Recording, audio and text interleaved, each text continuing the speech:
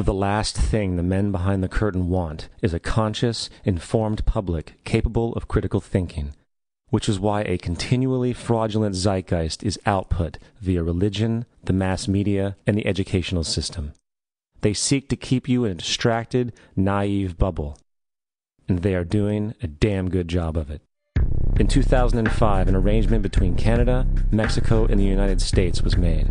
This arrangement, unannounced to the public, unregulated by Congress, merges the United States, Mexico, and Canada into one entity, erasing all borders. It's called the North American Union, and you might want to ask yourself why you've never heard of this. In fact, there is only one mainstream reporter who has actually heard of and has had the courage to cover this issue. The Bush administration's open borders policy and its decision to ignore the enforcement of this country's immigration laws is part of a broader agenda. President Bush signed a formal agreement that will end the United States as we know it, and he took the step without approval from either the U.S. Congress or the people of the United States. It's a deal that few have even heard of. It's being done again by very few people at the very top on behalf of the investment class, but the working class of people, political officials across our country, from communities, from cities and so forth, they don't know anything about this. This isn't some trade agreement. It is a total removal of sovereignty from these countries, which will also result in a completely new currency called the Amero. Fall. Apart from that, I think one thing people who are dollar-based need to focus on is the Amero. That's the one thing that nobody's talking about that I think is going to have a big impact on everybody's life in Canada, the U.S., and Mexico. The Amero is the proposed new currency for the North American community, which is being developed right now between Canada, the U.S., and Mexico to make a borderless community, much like the EU, and the dollar, Canadian dollar, U.S. dollar, and the Mexican peso replaced by the Amero. By default of this agreement, the American Constitution will eventually be obsolete. You would think that a situation like this would be on the cover of every major newspaper. That is until you realize that the people who are behind this movement are the same people behind the mainstream media, and you are not told what you're not supposed to know. The North American Union is the same concept as the European Union, the African Union, and the soon-to-be Asian Union, and the same people are behind all of them. And, when the time is right, the North American Union, the European Union, the African Union, and the Asian Union will be merged together, forming the final stages of a plan these men have been working on for over 60 years. A one-world government.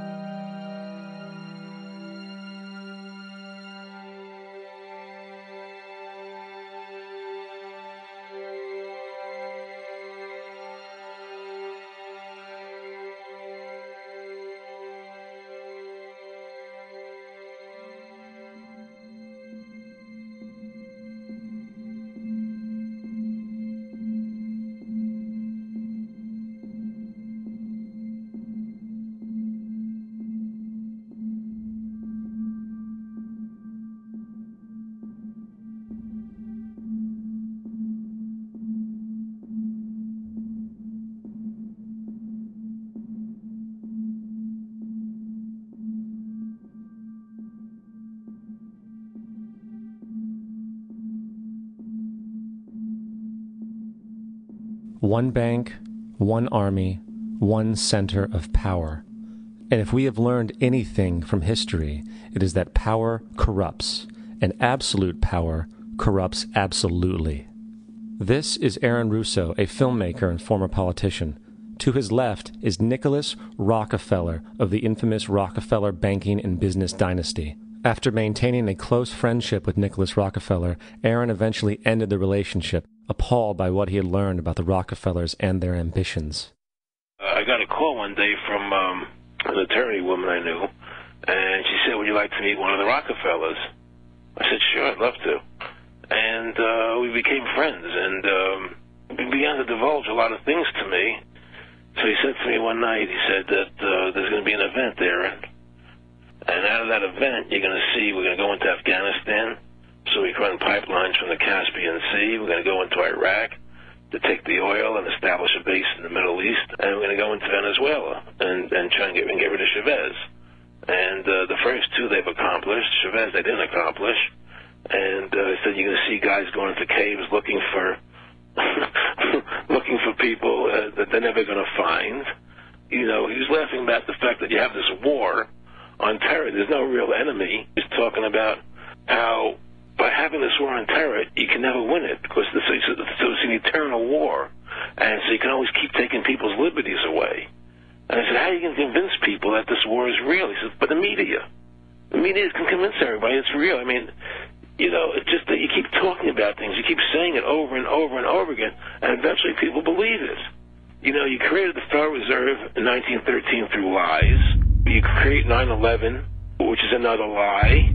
Through 9/11, then you're fighting a war on terror, and now all of a sudden you go into Iraq, which was another lie, and now they're going to do Iran.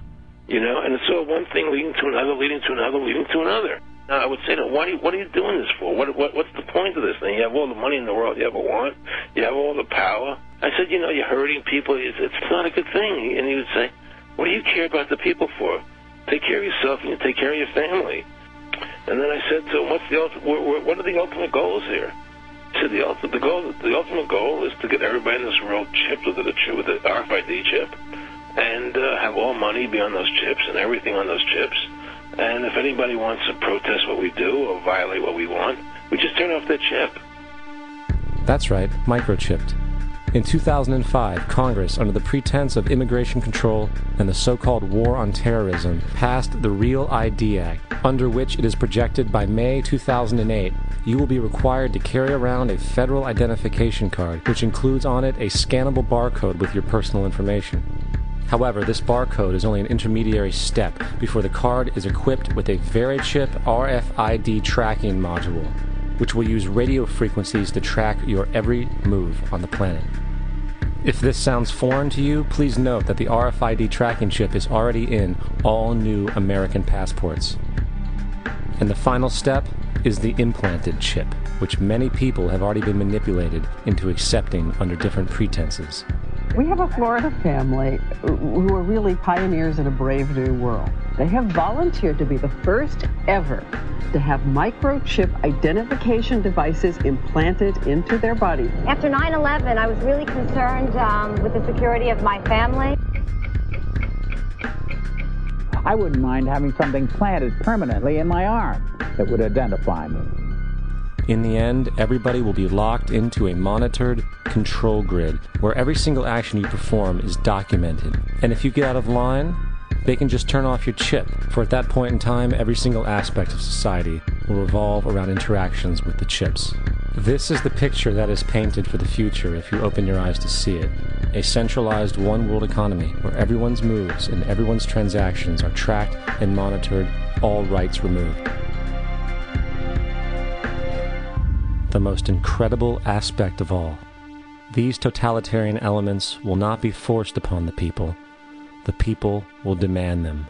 For the social manipulation of society through the generation of fear and division has completely detached humans from their sense of power and reality. A process which has been going on for centuries, if not millennia. Religion, patriotism, race, wealth, class, and every other form of arbitrary, separatist identification and thus conceit has served to create a controlled population, utterly malleable in the hands of the few. Divide and conquer is the motto, and as long as people continue to see themselves as separate from everything else, they lend themselves to being completely enslaved. The men behind the curtain know this, and they also know that if people ever realize the truth of their relationship to nature and the truth of their personal power, the entire manufactured zeitgeist they prey upon will collapse like a house of cards.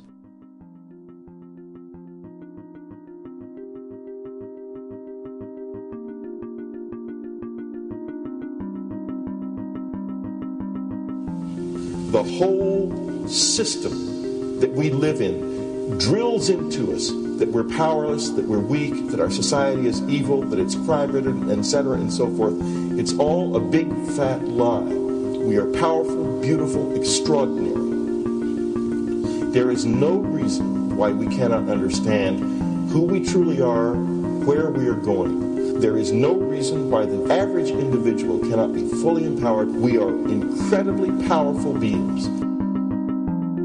You know, I think I spent 30 years of my life, in the first 30, trying to become something. I wanted to become good at things. I wanted to become good at tennis. I wanted to become good at school and grades and everything I kind of viewed in that perspective. I'm not okay the way I am, but if I got good at things, I realized that I had the game wrong. The game was to find out what I already was. Find out what I already was.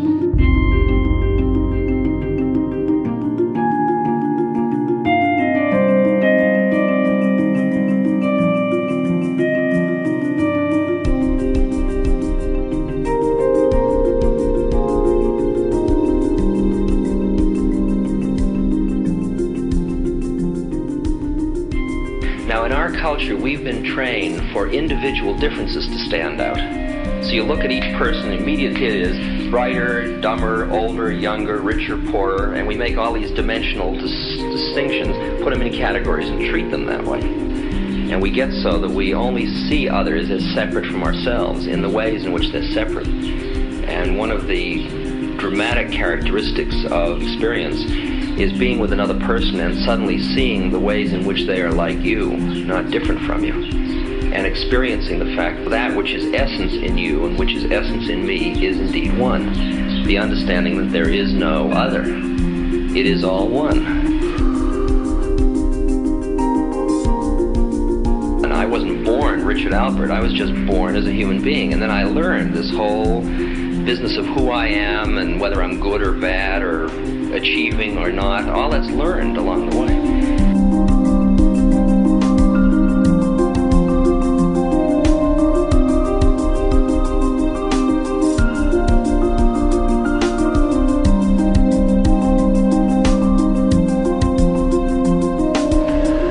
The old appeals to racial, sexual, and religious chauvinism, to rabid nationalist fervor, are beginning not to work. A new consciousness is developing which sees the earth as a single organism and recognizes that an organism at war with itself is doomed.